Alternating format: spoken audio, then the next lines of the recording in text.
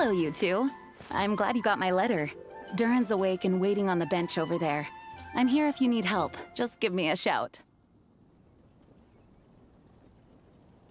Don't worry about us. We'll be fine. Oh, hey, you two. I just remembered what happened right before I passed out. Thanks for holding me back. I shudder to think what might have happened if you hadn't. I'm fine now. It's just... a lot of people seem to have forgotten me. Don't worry. We'll figure out a way to fix this. Why don't you start by telling us what happened? It felt so strange. After I realized no one recognized me anymore, I suddenly felt like I'd completely lost contact with my body. Abyssal power lies sealed within this body I inhabit. So when I lost my connection to it, I lost control of that power too. It wasn't until I heard everyone calling my name that I was able to reconnect with my body. You lost contact with your body? Does that mean there's something wrong with it? Sounds like we need Albedo more than ever. I don't think the problem lies in Albedo's alchemy. Huh. But then, why are people forgetting you? Guess that's what we need to figure out. That means we need Alice for sure. But it's been ages and she still hasn't been in contact. Now would be a really good time for a hint. How could the story's budding branches even hope to reach beyond the towering walls? Leaving the castle, the witch went off in search of the tallest, grandest tree in the whole world. High up in the canopy of that tree, she sought a resting place, a refuge where the little sapling might take root. Go to that place, for it was there that the sapling felt its first breath of wind. Huh? Was that another clue? Does that mean the story isn't over yet? Leaving the castle. It just occurred to me. If this story is all about my own experiences, then wouldn't what happened after I left Simulanka be part of it too? But how could she possibly know exactly what would happen? And even if she did, how could we know when the story was complete? Yeah. Since we can't reach Alice right now, we'll just have to get to the bottom of this ourselves. But first, we gotta figure out where this riddle wants us to go. The tallest, grandest tree in the whole wide world. Huh. The only place that ever gave me that feeling was the one I ended up in right after leaving Simulanka. They had great coffee there too, and so many books you'd never run out of things to read. Think about it. Our search in Mondstadt began in a library, right? Well, Sumeru City's got one of those too, and it's absolutely huge. What do you say? Should we try looking there? Huh. That does kind of make sense. And it's not like Paimon's got a better idea. Alright, let's just give Jean and the others a heads up first.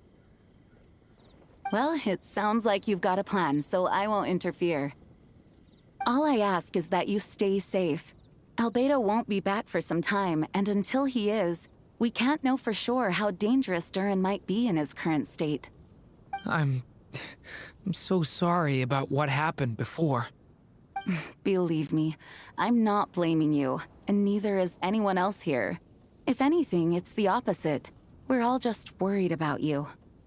Worried? About me? Come with me. I want to show you something. As soon as they heard you were awake, they all hurried over to see how you were doing. You all came to see me? A little birdie told me you're working on finishing a storybook. So maybe all those people losing their memories is just a plot twist, waiting to be resolved. Miss Lisa, you always seem to know how to put my mind at ease. Please, everyone, don't worry about me. When I get back, I'll find a way to complete my mother's story, and the one we started, too.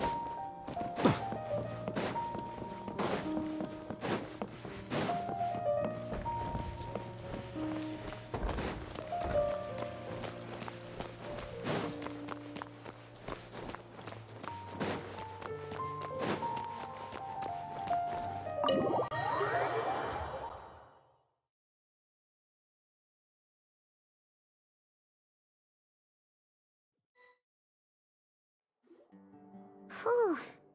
After the library hunt in Mondstadt, it's not as if Paimon was expecting this to be easy. But this... yeah... this is something else. Where do we even begin? Even the clue this time seemed kind of cryptic. Yeah. Guess the best we can do is stay on the lookout for more weird things going on.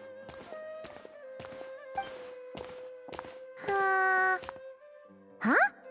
Sorry, what was that? I'm here to return Volume 5. According to the catalog, Volume 5 of this series is not available for loan. I can't accept the return of a book that was never checked out in the first place. Let me put it this way. My copy is complete. Yours, on the other hand, is missing large amounts of content. So you should swap it for mine instead. Sir, you have to understand.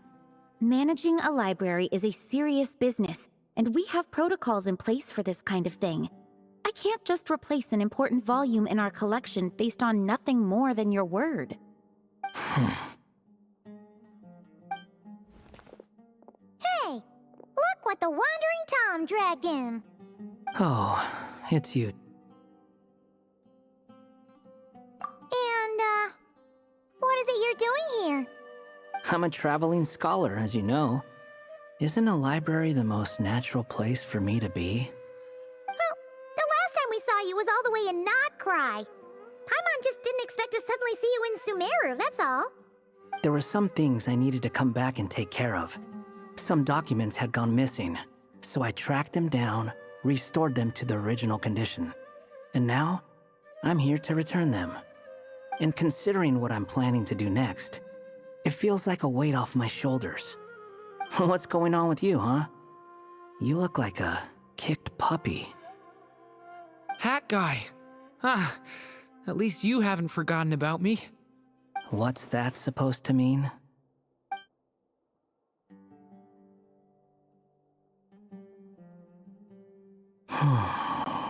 So it's been getting worse. Sounds like you know something we don't. After he left Simulanka, he spent some time traveling Sumeru with me.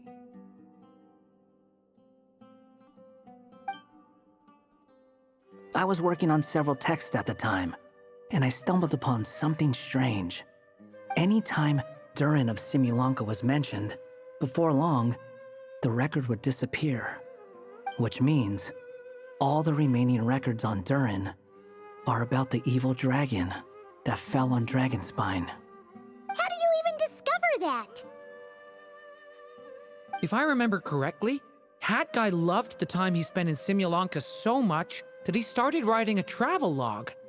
That's besides the point. The fact is, You're not affected by the ley lines of this world. I'm sure you can grasp the implications of what that means.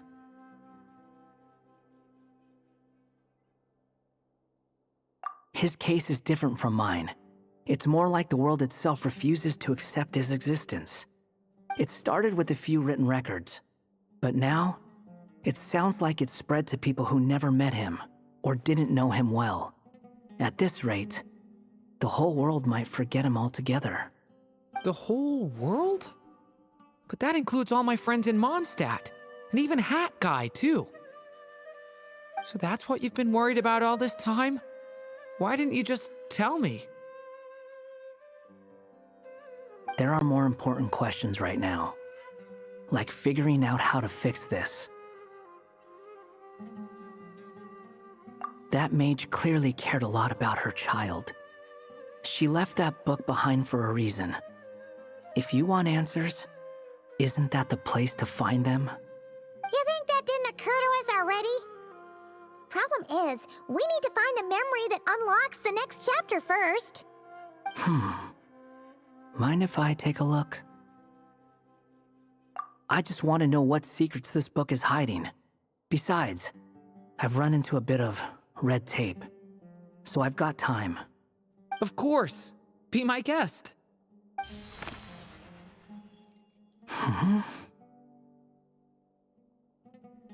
So, the memory we've been looking for was about you all along?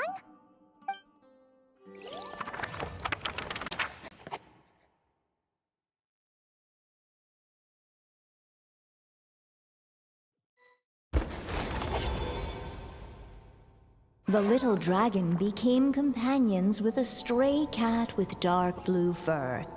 It was a friendship born of all they had in common. He left his castle at the stray's invitation, setting out to explore the world beyond its walls. There, he grew fond of the outside world, eager to make friends and share the story of his life. Taken by the dragon's story, the stray tried to write it down. But he soon realized that no matter how he tried, it would always warp into the evil dragon's tale.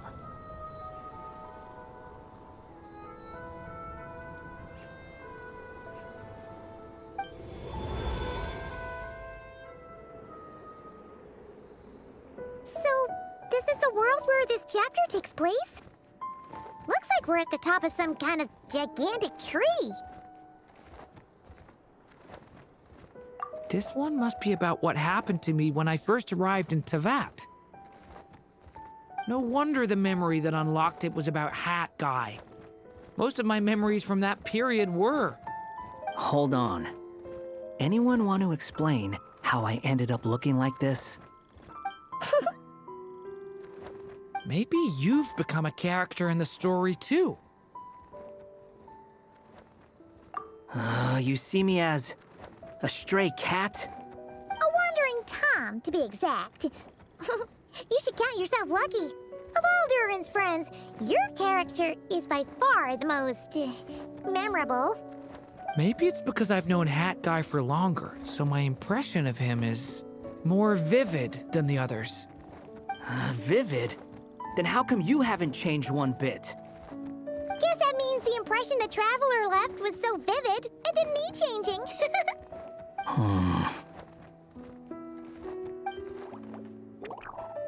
Hello, everyone!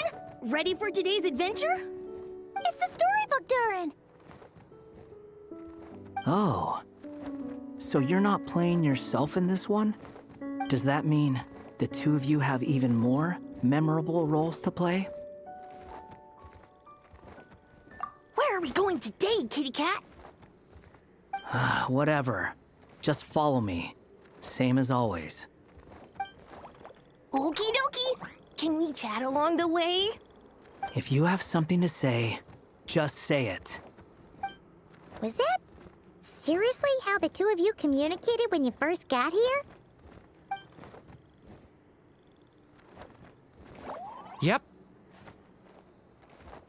Anyway, how do we get ourselves out of here? Usually, the narrator gives hints to help us figure out what to do. Speaking of which, about time we got some of those, don't you think? The story's vines had woven themselves together into a giant tree, the boughs of which a little storyless dragon now paced, homeless among its leaves. He had to find a way to leave this place and set off in search of a home of his own. If he stayed, the world would erase him from its memory altogether. To leave this place? But where am I supposed to go? The little dragon felt completely lost. Just like the vines, the road ahead branched off into different directions, twisting and turning before disappearing into the mist. But as luck would have it, a prophetess waited up ahead. Perhaps she might know where each path might take him.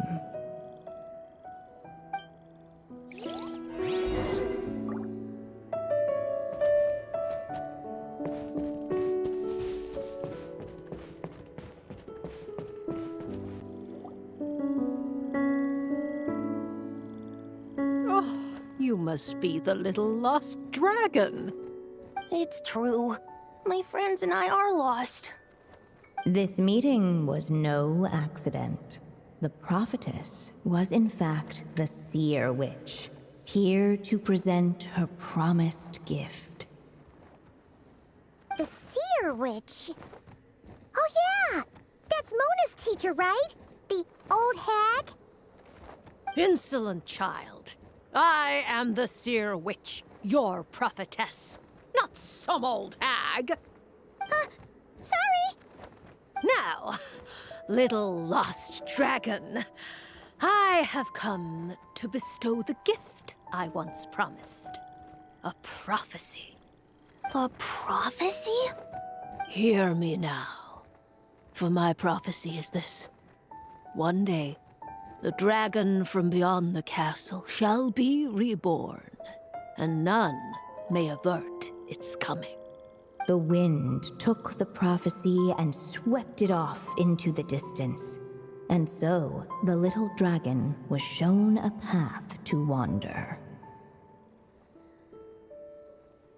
As far as I remember, once that alchemist from Mondstadt learned about the prophecy, he chose to stand with you against the evil dragon. So, what does any of this have to do with you being forgotten? Oh, wise witch of prophecy. Could we trouble you with another question? As enigmatic as she was elegant, the seer witch spoke no more, for her thoughts had long since returned to the starry firmament above. Ugh, just when we actually needed her. The seer witch was my mother's friend, so the prophecy she just gave should turn out to be helpful. Well, it's not like we've got better options. But if all we need to do is leave this place, which path should we take? Why don't we take a look around?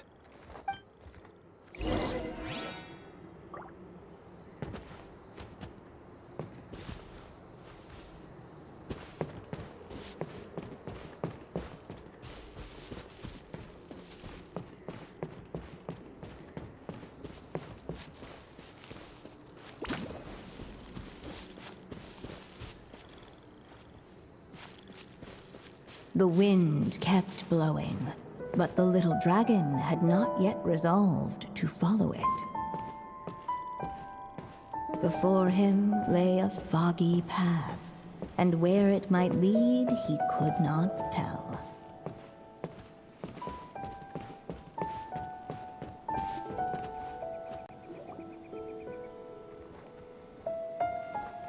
If we go this way, we'll be heading back to Mondstadt, just like we planned.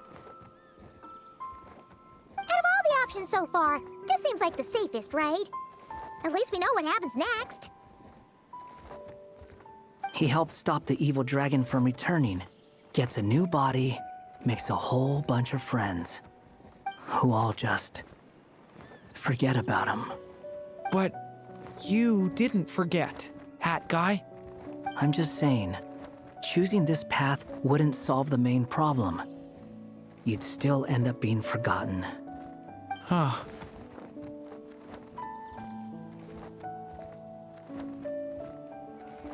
I'm not against choosing this path. I just wonder what secrets it might be hiding. Let me think about it.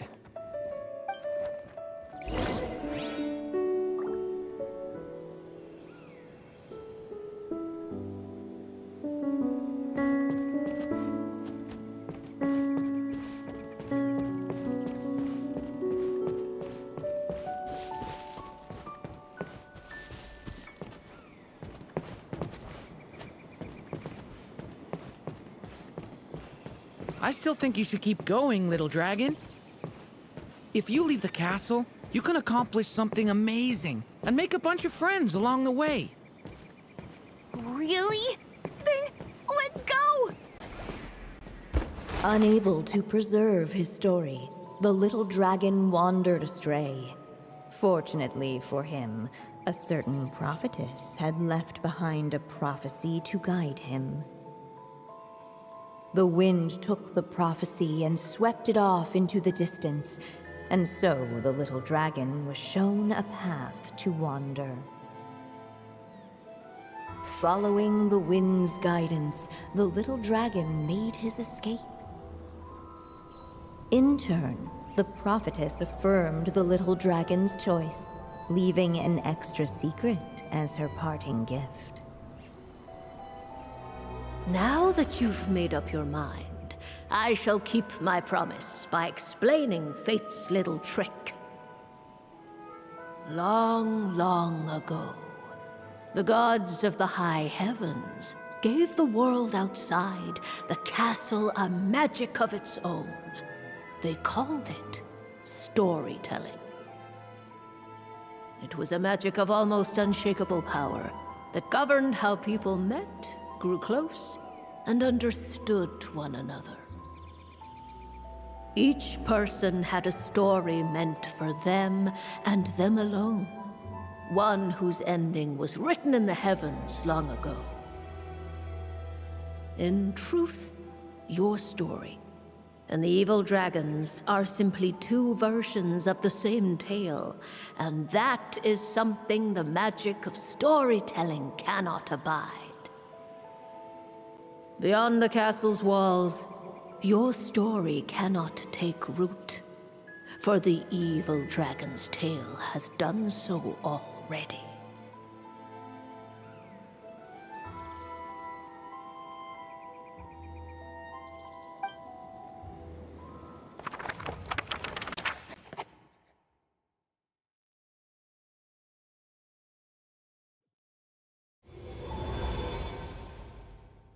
So, that was the secret? Huh.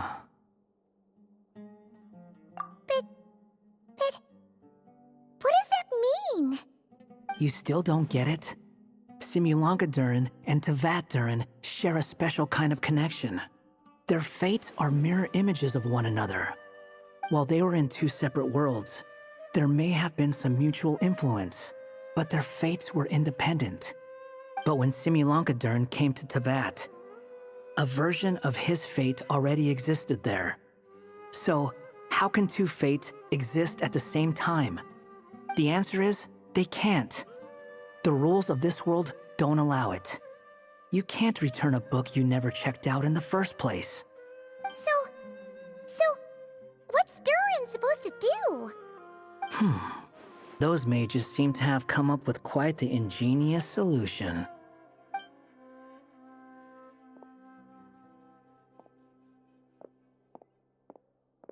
I'm here to make a return.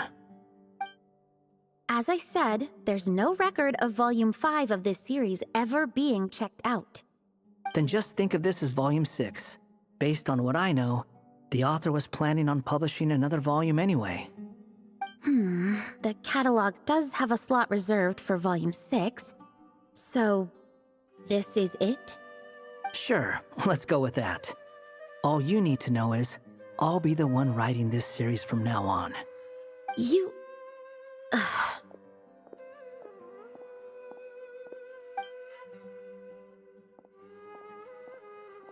are you up to this time? Remember the red tape I mentioned before? Well, I just took care of it. Now, I guess you'll be off to see your alchemist friend? It should be pretty obvious by now.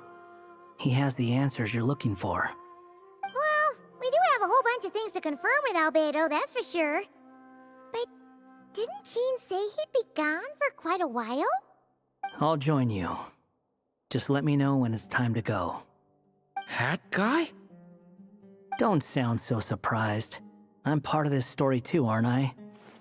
I'm just playing my role. Well, yeah. But it's not that. I just feel like you want to help, but something's holding you back. When I first realized you were being forgotten by the world, I thought it might be because you spent too much time with me. I even thought cutting our ties might be the only way to fix it. Why would you think that?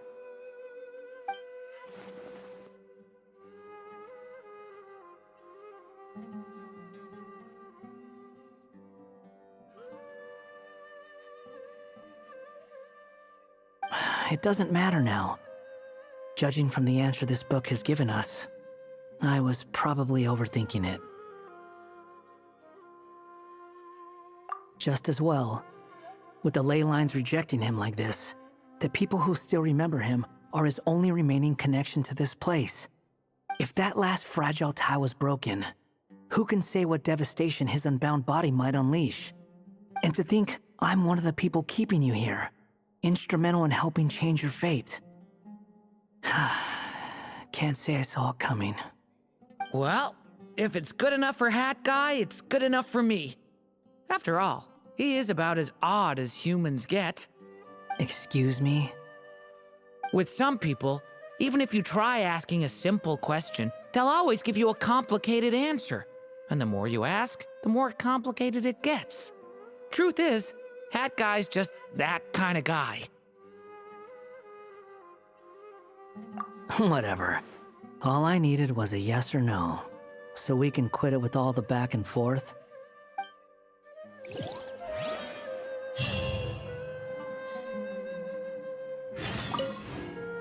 If you feel like stepping back into the story, just come find me.